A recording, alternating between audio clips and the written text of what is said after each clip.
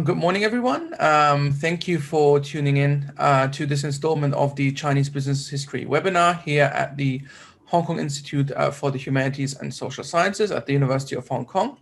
My name is Ghassan Moazin, and I am today also joined by my Institute colleague, Dr. John Wong.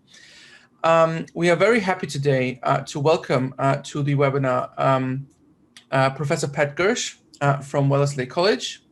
Professor Giersch has for quite a long time published and done research and published widely on the Southwest China region, which is also what his first book, Asian Borderlands, The Transformation of China's Yunnan Frontier, was about, which came out with Harvard University Press in 2006. And last year, he published his second book, which also focused on or focuses on Southwest China, but looks this time on the emergence of private and state corporations in Yunnan province during the late 19th and early 20th century. And of course, that is very much of interest to us here at the Business History subgroup at the Institute. And I should say, yeah, that is also, this book is also what he is going to talk to us about today. So he's going to give us a book talk, an introduction to the book, and then we'll get back to hopefully the many questions that you will have. Before I hand it over to Professor Giersch, I should say a brief word about the format. So Professor Giersch is going to talk for around half an hour, and then we will have time for Q&A. This is the webinar format. That means that if you have any questions, please submit them through the Q&A button in Zoom. And during the Q&A portion, I will then read them out, and Professor Giersch can then answer them and reply to them. I think that's all from me. So, Pat, if you're ready, please get started with your presentation. All right. Great, thank you very much, Ghassan, and I appreciate you and John inviting me, and I thank the university, as well as, of course, the Hong Kong Institute for the Humanities and Social Sciences. Let me put my slides up, and then we'll get going.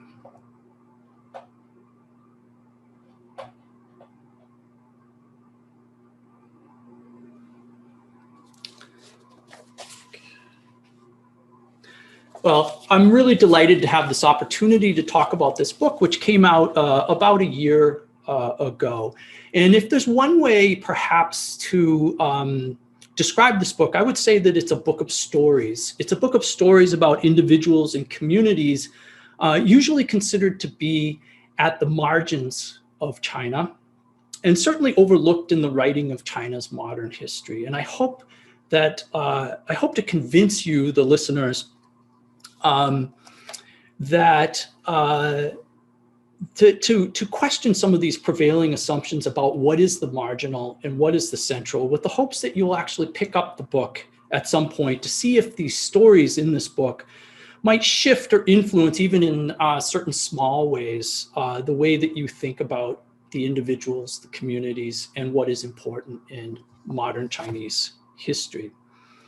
The first story that is told in the book, or the first set of stories, is about a constellation of towns throughout Western Yunnan here, where in the 19th century some remarkable changes began to take place. Local men began forming small trade partnerships, and soon there were dozens of them. And in the 20th century, some of these partnerships grew into large international corporations that moved goods across the vast distances of the Southwest into Tibet and Eastern Tibet, or Western Sichuan, which I'll be calling Kham, down into Southeast Asia and even into South Asia. Now, people may have heard of the Chama Gudao, or the Tea-Horse Road, and the mule trains that traversed these cobbled roads, carrying Yunnanese tea, for example, up to Tibet. But the romanticized visions of the tea horse caravans rarely acknowledge the complex businesses behind these caravans, nor the intense changes that commercial success brought to this constellation of towns that I'm quite interested in. And so the first set of stories in the first half of the book center around merchant families that built businesses and transformed their communities. Now, one of the businesses that is centered in these stories is Yongchangshan, which was built originally founded originally in the picturesque village or town of Xizhou, which some of you may know is a little bit north of Dali. The founding of Yongchangshan is often linked to the story of one of its key characters, one of its key entrepreneurs, Yan Zizhen, who at the tender age of 13 had struck out on his own, borrowing some silver from maternal relatives. He purchased a donkey and began trudging from village to village in the local area, selling cloth, and eventually bought a mule and a horse and began to trudge from Xizhou down to the Burma border, where he would purchase imported yarn, and then he would carry it up to Sichuan to sell it, where he would purchase also Sichuanese silk and bring it back down to the Burma border for export. In Sichuan, he met one of his future partners, a man from Jiangxi province, and they linked up with a third trader who specialized in moving Yunnanese brick tea up through Lijiang into Kham and into Tibet. And the trio would create this firm of Yongchangshan. Started in 1903, Yongchangshan maintained these core businesses of silk, cotton, tea, and then also medicinal trades, exporting medicines out of Kham and Tibet. Over the course of the company's lifetime, it lasted till 1956. But it also continued to grow and diversify over the years, drawing in other investors, and most importantly, creating permanent branches throughout the areas of its business in Sichuan, in Southeast Asia, in South Asia. And so it spread out geographically quite a bit, and then also expanded its interests in all sorts of different businesses. And by the early 1950s, some estimate the firm controlled an estimated several billion renminbi in assets distributed from Sichuan to Shanghai, India, Burma, and so on. And so one of the basic questions really driving the first part of the book and the first set of stories is, how did three itinerant merchants build a transnational firm of such magnitude? And then what were the implications? But we'll get to that in just a moment. And what's really interesting to me, at least, is that the answer doesn't lie just in the story of this one firm, but it really lies in telling the story of some of the trade towns, this constellation of communities from Heqing, Xizhou, even down to Tangchong, or in the inset here, Heshun, telling the story of these towns and the families who lived in them. Many of the businesses that were built from the mid-19th century forward were share partnerships. And of course, the challenge for these businesses as they expanded was how to align branch manager incentives with ownership's goals. How could a firm really bind far-flung managers in loyalty to the home office? It's an important question, obviously, for any business. And the book begins to explore how record keeping and accounting, which supported a system of oversight and profit sharing, might be at the heart of the answer for how these businesses could expand over such an expansive geographical region. And I thought what I might do is just read a little bit from the first chapter, just to give listeners a sense of how the book handles this particular topic. To build their businesses, Yunnan merchants borrowed specific bookkeeping and reporting practices that underpinned a particular approach to business management. These practices appear to have originated with the Shanxi banks, and the Shanxi practices helped some Yunnanese to develop a mastery of accounting and management that allowed their firms to operate over the great distances and rugged landscapes of the Southwest and beyond. The key to conquering geography and topography lay in the possibilities that record keeping could reshape relationships and behavior. Acquaintances, relatives, or neighbors might be recruited as managers or employees, but ownership did not rely solely or even mainly on the loyalties of friendship and kinship to encourage others to serve the firm. Instead, they reinforced the soft discourse of kinship and friendship with the hard technologies of record keeping to create a powerful emphasis on professional competence and devotion to the firm through earning profits.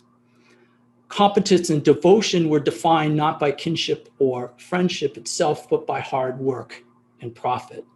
Incompetence was evaluated by examining the ledgers, which revealed the operation of each branch of the firm. Gradually, then, a person's worth was made calculable, and the calculability was designed to influence his behavior, to align his interests with those of the shareholders, allowing them to trust him, even if he were hundreds or thousands of miles away. These practices allowed the Yunnan firms to operate across vast distances. The fact that they could operate on such scales, moreover, brought power to the firms, power in the form of wealth and knowledge. And that knowledge was absorbed by the firms as they gained greater control over long-distance trade. Thus, the cumulative actions of profit-oriented merchant firms were reshaping borderlands' livelihoods and communities. And that's the end of the excerpt. And so the book traces the success of Yongchangshang and other firms in terms of building organizations that could reach into Burma, into Kham, later into India. But it also goes on to explore how this reshaped livelihoods and communities, including the hometowns and the families of merchants. Money poured into certain Yunnan towns, such as Xizhou, and it made them prosperous oases in a region where poverty and want were actually quite common. This money and then the access to the wider world touched off important social, cultural, and political changes, and the book uses local sources to trace how merchant families sought to redefine the meaning of family, gender, loyalty, and ultimately racial and national identity in a world where men and boys were long away from home, and also in a world where, for some children who were born in Burma, often to second families, to Burmese mothers, the issues of assimilation and colonial education started raising uncomfortable questions, at least for their fathers, about who these children were and who they might come to identify as. As the worlds of these merchants became more cosmopolitan, the companies moved headquarters to Kunming, and branch managers became familiar with the railways, the steamships, the urban areas of some of the places where they worked. Their children, in some cases, were sent to university. And as a result, the small hometowns where the firms had started began to seem like somewhat backward and dusty places. And it's at this point that merchants began to invest in those places, changing them, investing in local schools, libraries, medical clinics, changing the built environment and amenities of these towns so that they became, in comparison with other locales surrounding them, startlingly modern.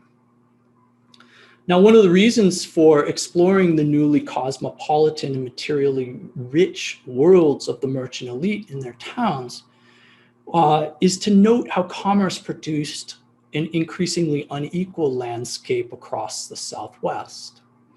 And this is part of the story of inequality on which the book speaks.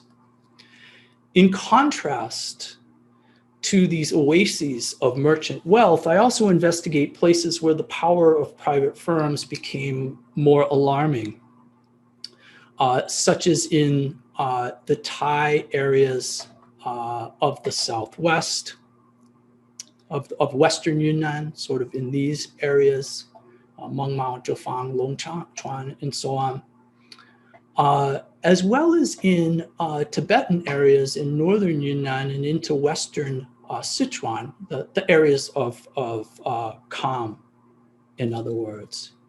Kham in particular became the source of important commodities for Yongchangshan and other firms. The firms were tapping into the growing medicinal materials trade in order to profit from Kham products in Tibetan labor. And if we look at the expansion of the medicines trade, especially in Eastern Kham, in areas around Dartsedo here, we get a sense of what commercialization looked like from a different point of view.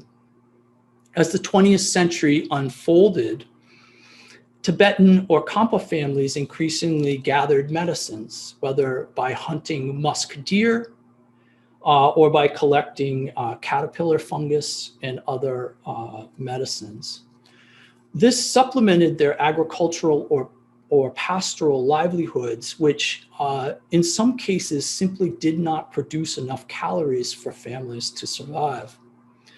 And so I traced the supply chain to show how medicine collection was structured. Local collectors sold to roving peddlers who sold to Han shopkeepers who, by the 1920s, were moving into Kham in larger numbers. We can then search the accounting books to see how much medicines the big Yunnanese firms collected, presumably from the shopkeepers. In 1930, for example, Yongchangshan had 1,000 kilos of the medicine Beimu in their Kunming warehouse, which was about a year's worth of exports from the town of the merchant town or the trade town of Dartsedo. I also document how Chinese firms, Yunnanese firms included, developed direct access to raw materials, sometimes bypassing Tibetan collectors. They did this through the hiring of Sichuanese migrants. So in Kham, Chinese companies, including Yunnanese companies like Yongchangshan, were increasingly gaining control over the trade in local resources. And now there were still important Tibetan institutions of commerce in these places as well, and others' work, especially that of Elizabeth Reynolds, reflects this.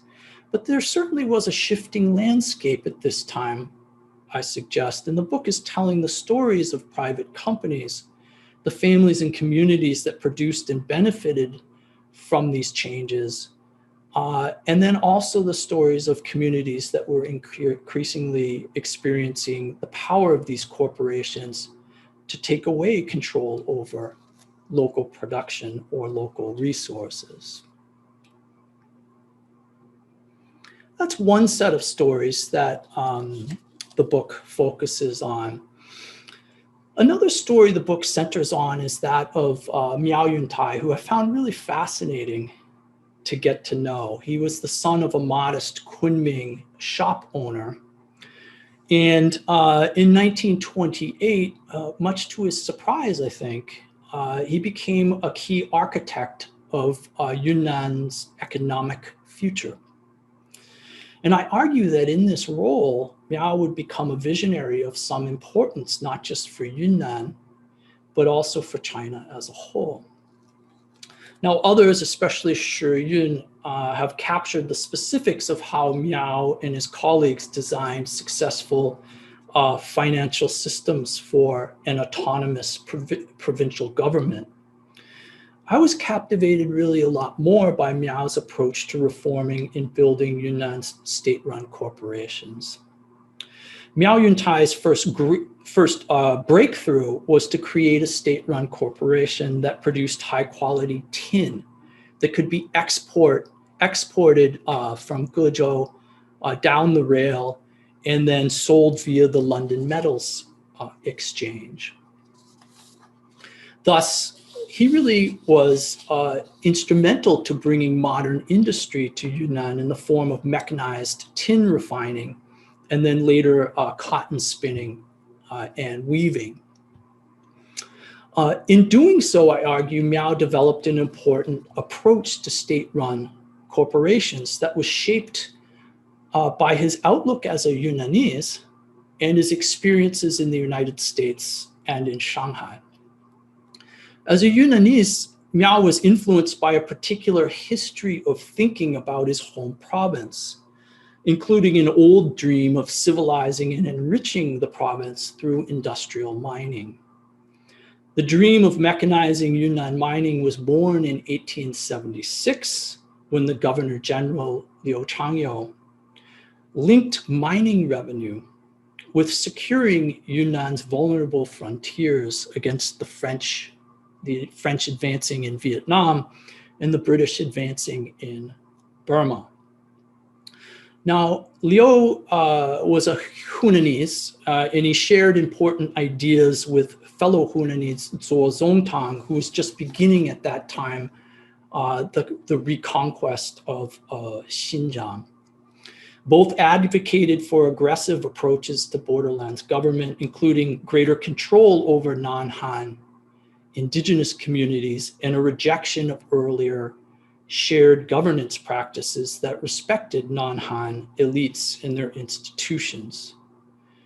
And such shared governance had been crucial, still was crucial at that time period, to places such as Yunnan.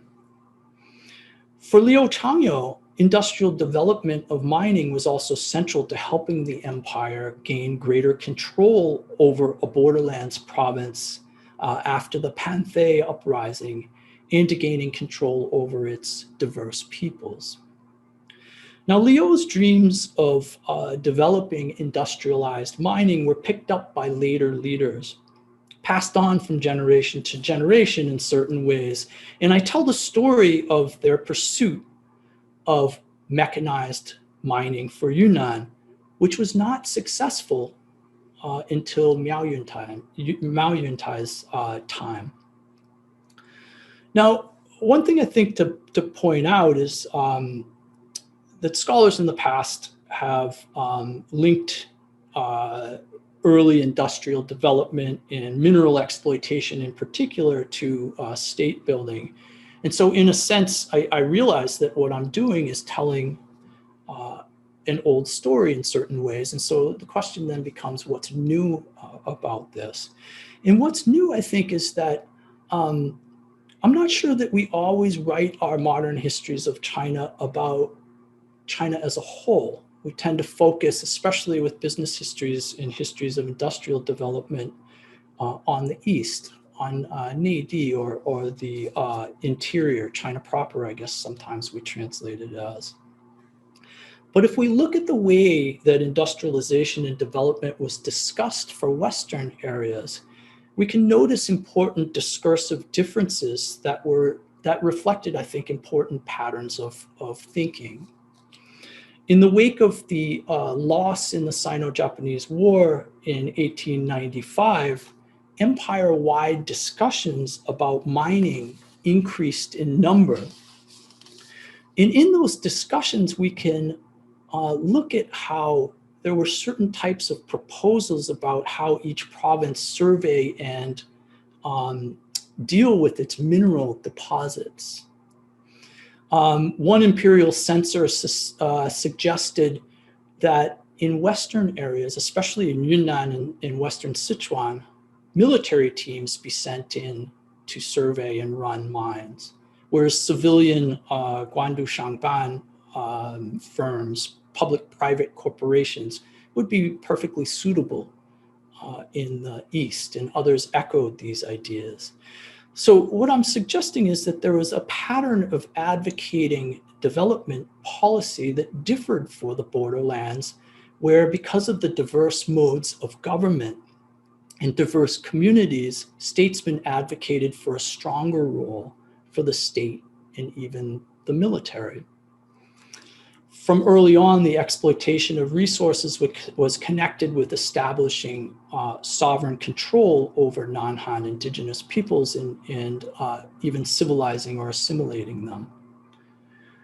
Now for Miao Yuntai, I never pointed out where he is in this picture. He's down in the lower right here. Sorry about that. This is his picture from the University of Minnesota Chinese Students Association.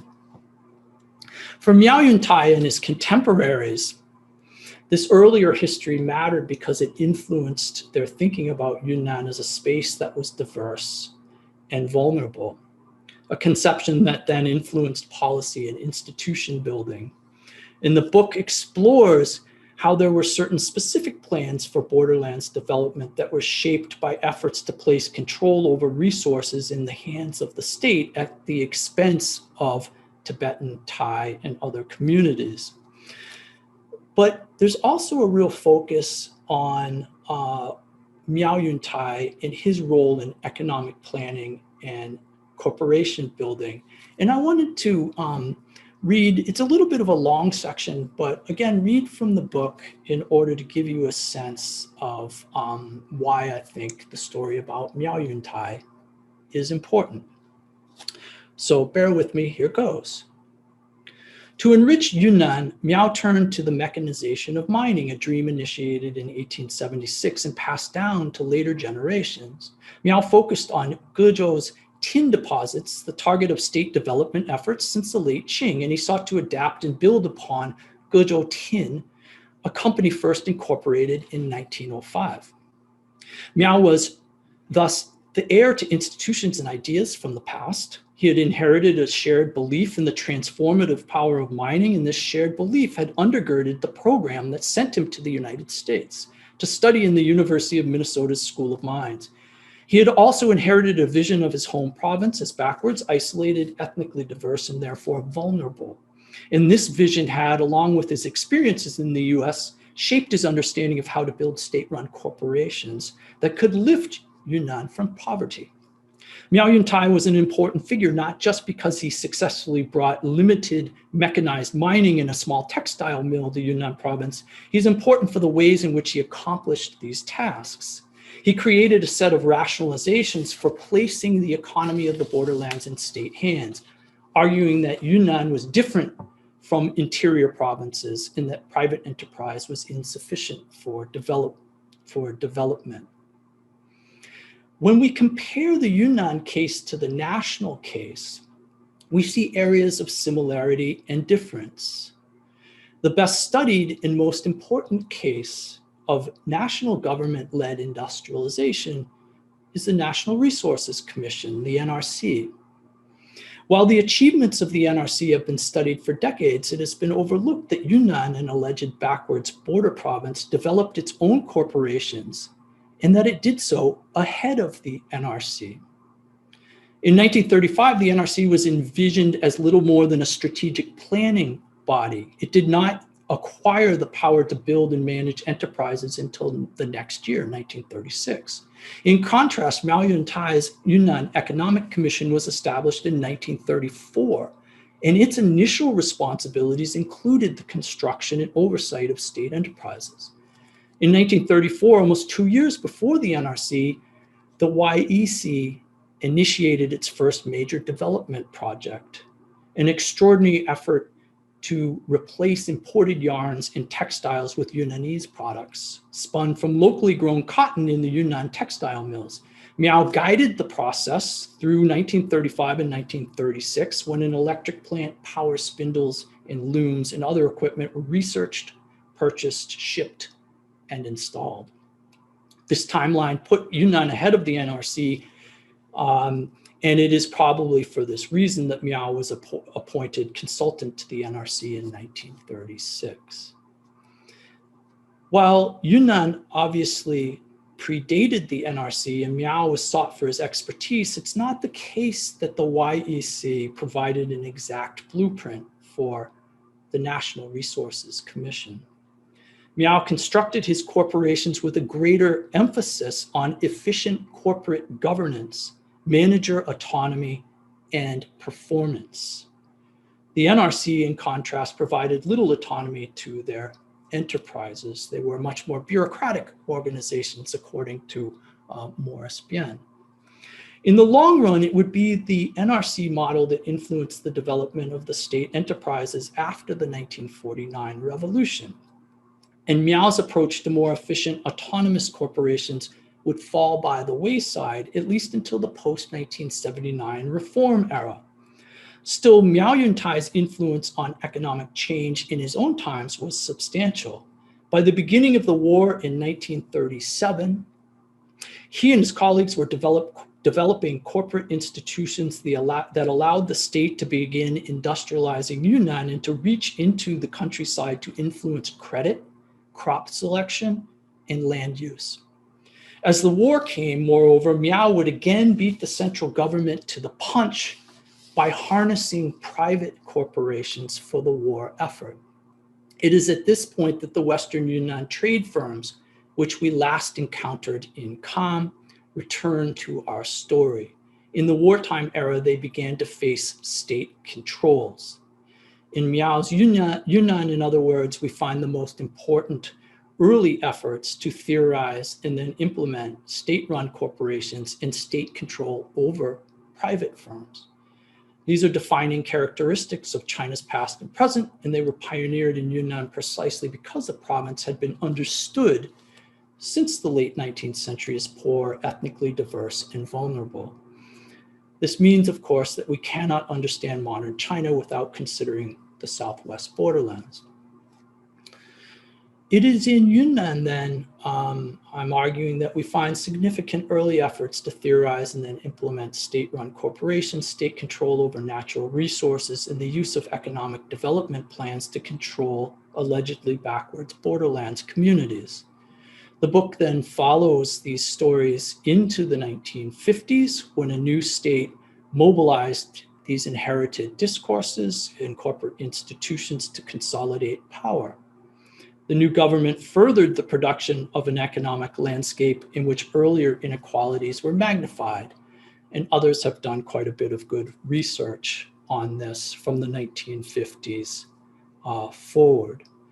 This book, however, is concerned with tracing the deeper history of these challenges from the late Qing to the People's Republic, or at least to the early People's Republic. And I wanted to end with one last story that is perhaps one of the more overlooked or more marginalized, yet also important, I would suggest. It's a story of the edges of Yunnan, the traditional Thai domains here in this region. And the story, at least this part of the story, centers the Thai aristocrat Phan Kashang and his efforts in 1948 to develop a comprehensive plan for local political autonomy and a cooperative with the state, the Yunnan state, a cooperative economic development strategy in which local Thai would regain control over local resources.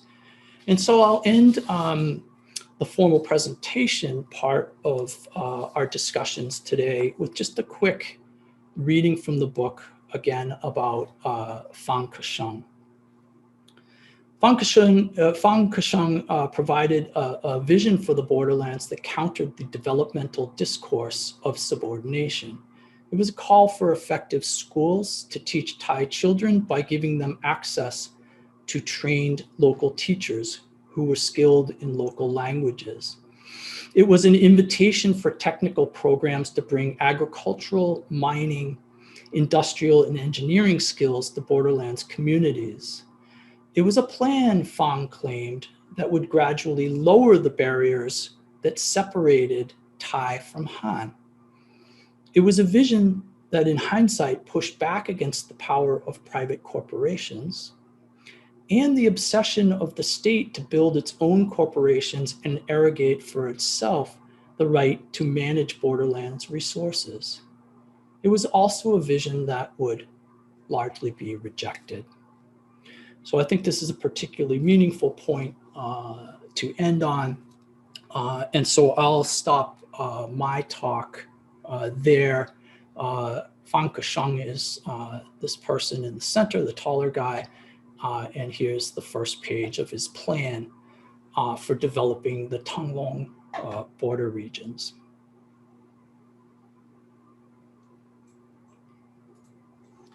All right, Pat. Thank you so much for that really fascinating overview of your book. And I can definitely say that, you know, so much of Chinese business history is written, as you say, about the East and, well, in particular about Shanghai. And I think it's really refreshing and a whole new perspective to sort of hear a bit from a different region that is obviously so important, as you point out. As I said, we're starting now with the Q&A. So if any of you have a question for Professor Giersch, please submit them through the Q&A button in Zoom, and then I'll read them out, and Professor Giersch can then reply. But I thought I could start us off with a question, I guess, that we always have to ask when we think about modernization of business and economic modernization, is because you sort of explain how on both on the private side there are innovations and certainly on the state enterprise side, but how did traditional sort of business structures and economic organizations react to this? Do we see any kind of did sort of new and older business forms interact and cooperate nicely, or was there conflict? I just wonder whether you could talk a bit more about that. Yeah. I mean, I think actually that we see similar sorts of patterns that we see in some of the classic studies, say from Sherman Cochran, for example, of Nanyang, in which these private firms actually proved at times to be fairly adaptable and be able to adapt to new technologies and even to new business forms. And let me be a little bit more specific in terms of adapting to new technologies.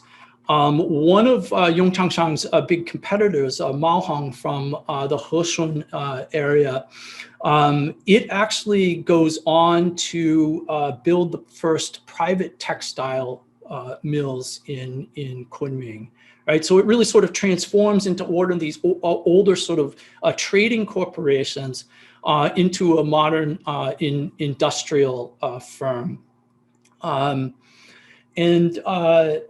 In terms of, I've lost my train of thought a little bit. I had a second point about adaptation.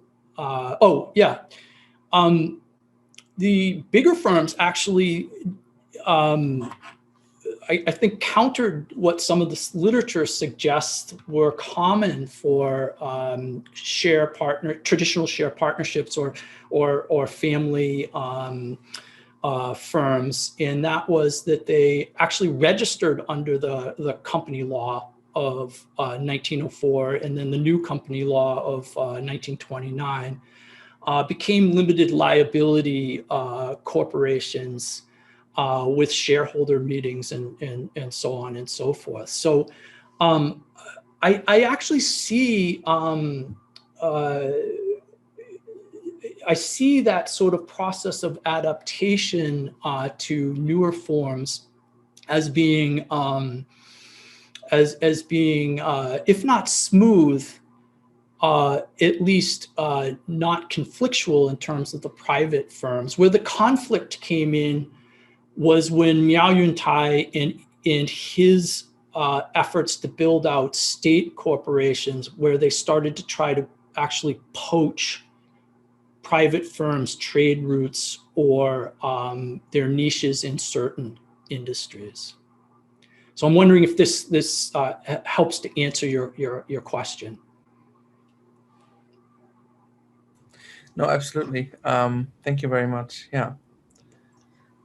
If I may jump in here for a little bit, Pat, very refreshing perspective. We usually hear the coastal development in terms of businesses in China, and the way we think about corporate forms or business, importation, transportation of Western business practices as one that is very much the structural side of things, whether it is the adoption of a British format or the continental European way of doing things, especially in the legal regime. And your story tells us that the things happen in different ways. I wonder if, let me just step back a little bit. We've also heard from another colleague not too long ago, focusing on Hong Kong, how America was becoming quite a factor, especially through Chinese, overseas Chinese or Chinese educated in America, bringing back some of the technology, bringing back some of the business ideas.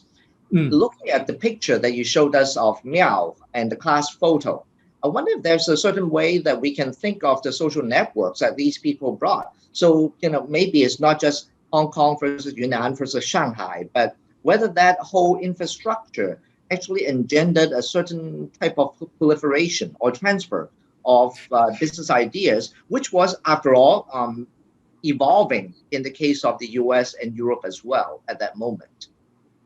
Yeah, I think that's true. I think that one thing I want to make clear is that there are connections between Miao and Shanghai and Hong Kong. He spends some time in Shanghai with Fudian, with the Yunnan Provincial Bank. He's exposed to other bankers in Shanghai, as well as some of the cotton textile firms there. And so he actually reaches out to them for advice, particularly on the building of the Yunnan textile mill.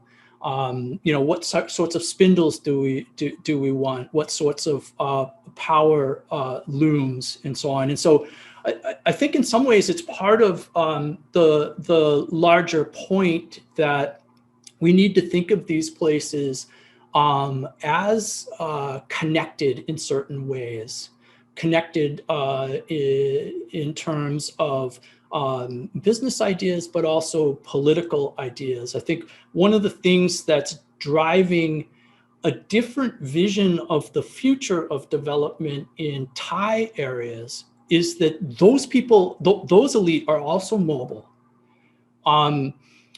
Some of them were part of the Revolutionary Alliance. They had traveled to Japan. They were interested in, for example, developing the rubber industry or porcelain industries in Western Yunnan.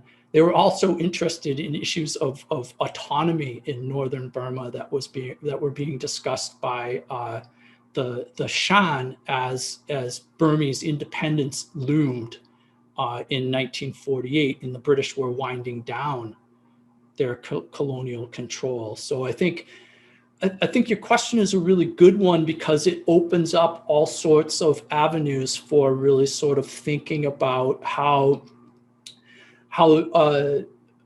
Miao's imagination of Yunnan is really sort of backward and isolated and vulnerable doesn't really capture everything that was going on.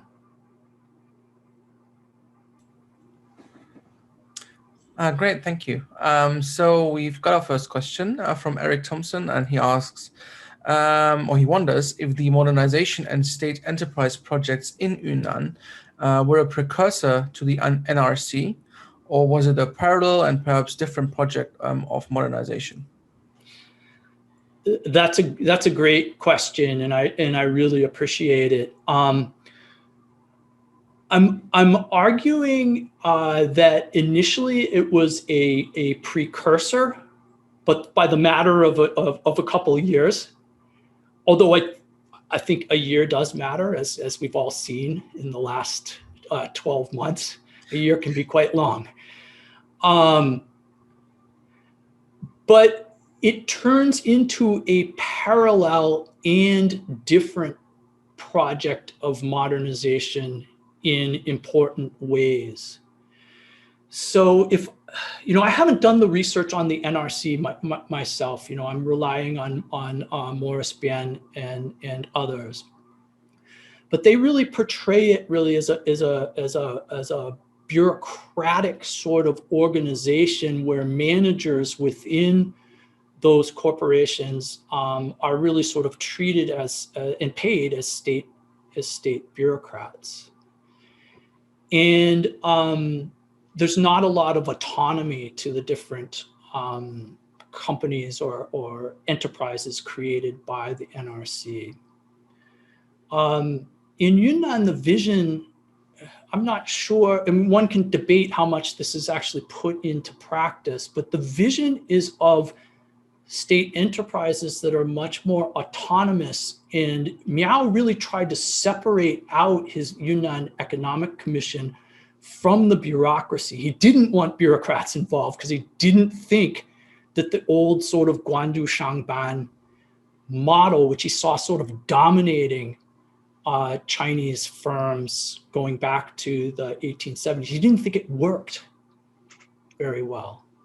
And so he was playing around with how you have private shareholders involved in the state enterprises, but you do so under the auspices of company law. All of these Yunnan corporations were registered under company law as well, and therefore were supposed to adhere to the principles of company law with shareholder meetings, election of a board, and so on. And this was supposed to, from Miao's point of view, create a responsibility to shareholders and a profit orientation.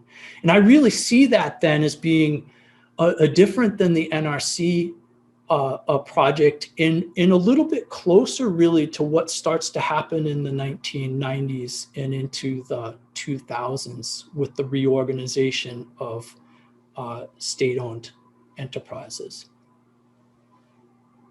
Yeah, thank you so much for that. If I could just follow up on that, because I'm super fascinated by what you say about the Yunnan Economic Commission. I was wondering whether you could say a bit more about the relationship of the NRC and the Yunnan Economic Commission, especially after the beginning of the war, because you do mention that Miao Intai, he becomes an advisor to the NRC, but from my reading of Maurice Bien and the others that have sort of written about this, and also what I've sort of done about private enterprise in Eastern China, is that later after the move to the West, is that the NRC can be quite a predatory kind of organization. They take over private enterprises, and so I wonder, especially once the move to Chongqing, Kunming happens, how the relationship develops. Yeah, that's a really again a really good question.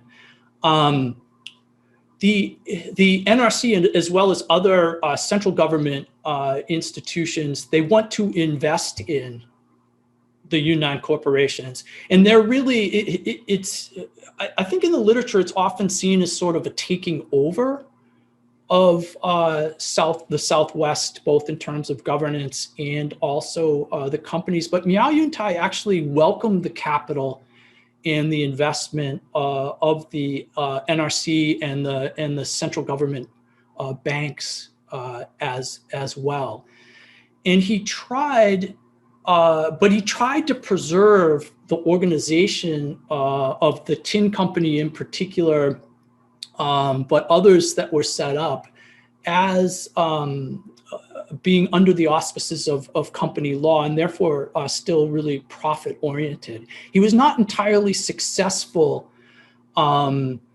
in the wartime period. But after the war, he was able to really sort of reassert Yunnan Economic Commission sort of control over these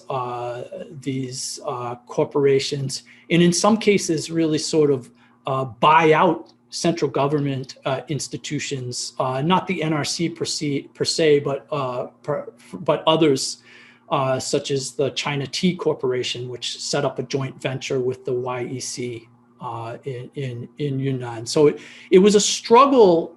He welcomed the capital from the NRC, and there was some loss, definitely, of autonomy and sort of the structure that he was trying to maintain, but he seemed to try to sort of fight back and regain that after the war, if that makes some sense. Yeah, thank you. Oh, no, that's very interesting. Our next question comes from Jing Li, and the question is, well, the comment first. Thank you for the introduction to your fascinating book. I wonder if you could share some of your thoughts on the national and/or international power structure at the time that gave space for the development of your story. And do you think we have that space in different countries today, with technology seemingly speeding up centralization? Yeah. I'm not quite sure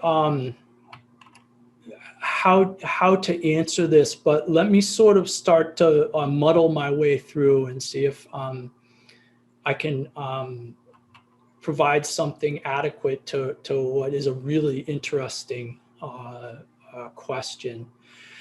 The international power structure at the time, I think that Yunnanese private firms early on really cut their teeth internationally in Burma. And in fact, they really get going in Mandalay and Upper Burma before the British get there. And as a result, they're actually entrenched in Upper Burma as the British come in, and the British become reliant on them in certain ways for transmitting funds.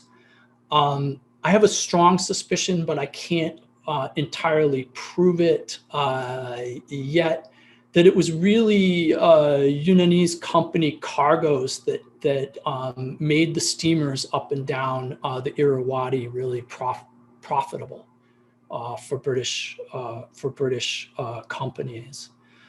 And so it was really sort of an interesting situation in the late 19th century that allowed Yunnanese businesses to become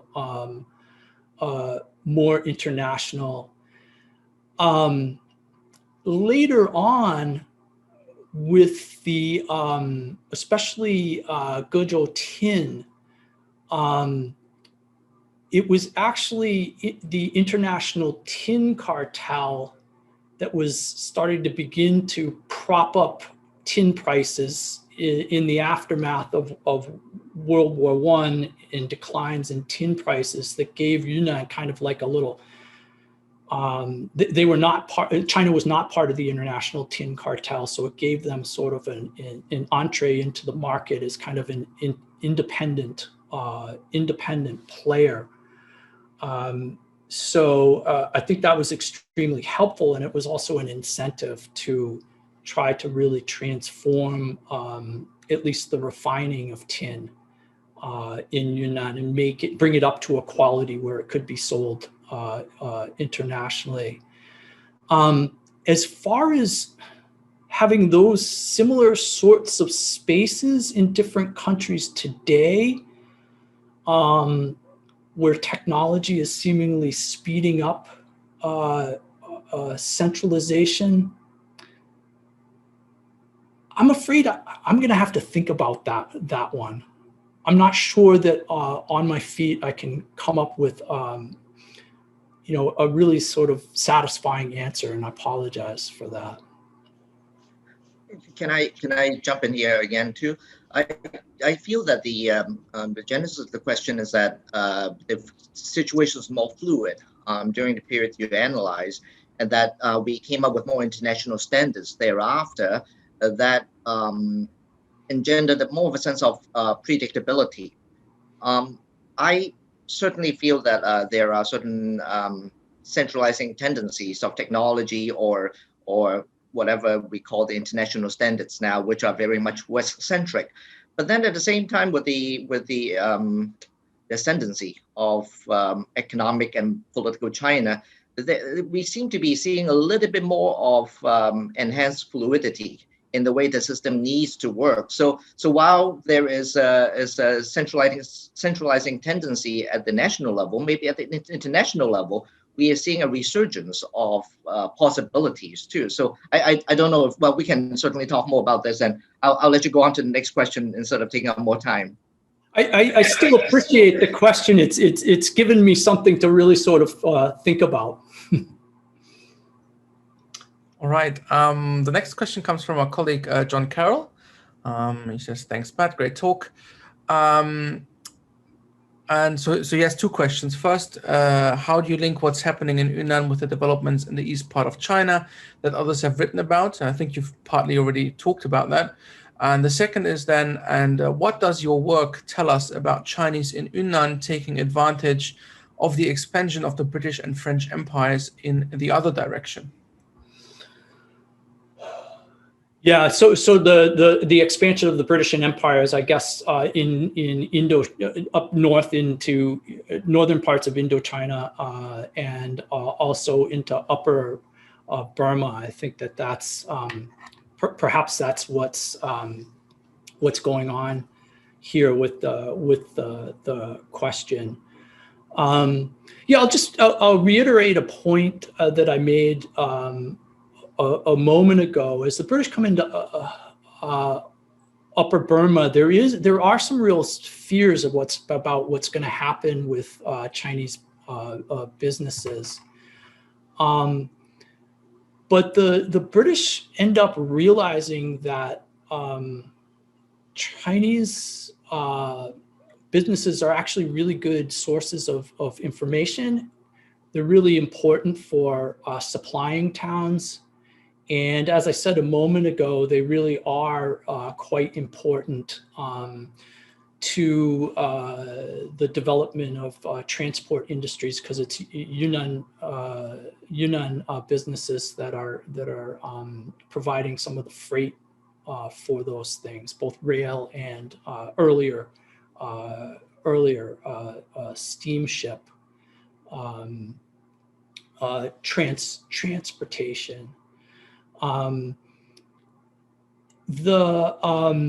In terms of thinking about the developments in the east part of China, I just wanted to add one other thing. I think Miao Yuntai is networked into the banking industry in the east, to some of the industrial development there, and so there's knowledge transfer and also technology transfer from east to west. But at the same time, I think that what's happening with these Yunnanese businesses is they actually become conduits of cultural information as well. And so that the companies because they have branches in Shanghai, branches in Rangoon, they're sort of filtering also important ideas such as May 4th ideas back into the Yunnan merchant towns as well. And so the links to the East are not just those of sort of finance and technology, but also political and cultural movements. Yeah, thank you. We've got another question from Jackie Armijo, and she asks, do you see any impact of the long-standing trade routes developed by Hui traders over the centuries throughout the region that connected Yunnan with both Southeast Asia as well as other parts of China? The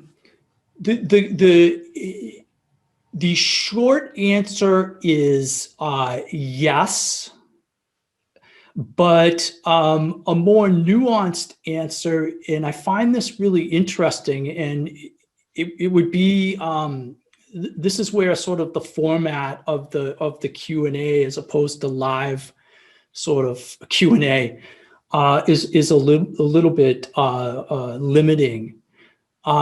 There's definitely some of these companies that are being started by Hui, and there's definitely some of the mule trains that are sometimes contracted by these companies that are run by Hui. But there's not a lot of discussion in the business archives themselves, or even in some of the other sources that I've used, that really sort of distinguish which companies are Hui, which are Han, and which are Bai or Minjia, which I really find quite fascinating. And I think that the evidence suggests, at least for like Xizhou and some of the Minjia or Bai areas, that the people involved in these businesses are really sort of downplaying. They're trying to pass. They're downplaying their difference from other Han Chinese, and actually claiming, if some of the anthropological reports from the 1930s are accurate, they're really vociferously claiming to be Han themselves. And so I'm not sure if that's happening with Hui traders, but certainly they're involved, but they're not really sort of sticking out, at least in the type of sources that I've looked at, which I find actually quite fascinating and significant. And this is where it would be great to get people's responses to those comments. Oh, that's true, yeah. So in the interest of time, maybe one final question we have here. That comes from Xia Chen Xiao. Well, he rather has two questions, but I think the second about the Miao Yuntai and the Nanjing government, so that has been, you've already commented on that. But his first question is, did the local ethnic groups or the Tusi speak Mandarin, and did they have business practices that were different from ethnic Han businesses rather? Yeah. The elites definitely spoke Mandarin. What I find really interesting is some of them, like Fan Keshang, were trained in some of the same schools as some of the elite Han from merchant families. Some of them were trained in some of the Chinese schools in Rangoon and Mandalay as well. So they may have spoke English as well. I'm not entirely sure about that, but definitely Mandarin, and they wrote in Mandarin. Fan Keshang, his plans for the development were written in Chinese. Did they have business practices that were different? The answer, I guess I'd like to answer the question this way. And that is that sort of the creation of businesses and trade practices and so on, they definitely were shaped by local cultures in certain ways. So in the Minjia areas of Xizhou, Dali, and so on, this is where the share partnerships were particularly important, because the formation of lineages was really very weak. And so there really weren't like the sort of lineage trusts that Madeline Zellen writes about. There was no way to really sort of mobilize and protect capital using lineage trusts. And so the business practices of shareholding partnerships, they actually don't differ from Han, but the pursuit of them comes out of sort of a different reason, right? In certain ways. For Tibetans, the creation business practices often centered around monasteries, and so that was quite different in terms of the origins of the practice or the institutions that were developed.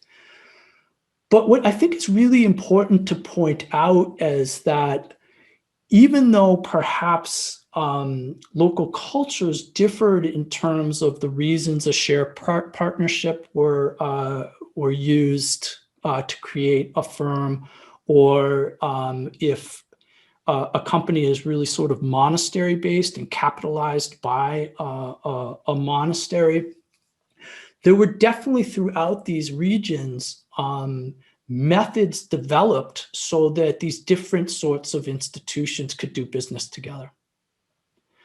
And I haven't, way long ago, I did a little bit of work on this in terms of Eastern Tibet in Kham and the so-called Guozhuang there, sort of local Dart Sado inns that were developed by Khampas, by Tibetans, to bring together Tibetan traders and Chinese traders. Yudru Tsomu's far surpassed the work that I ever did on that, and she really has a great article from a number of years ago in Cross Currents about this.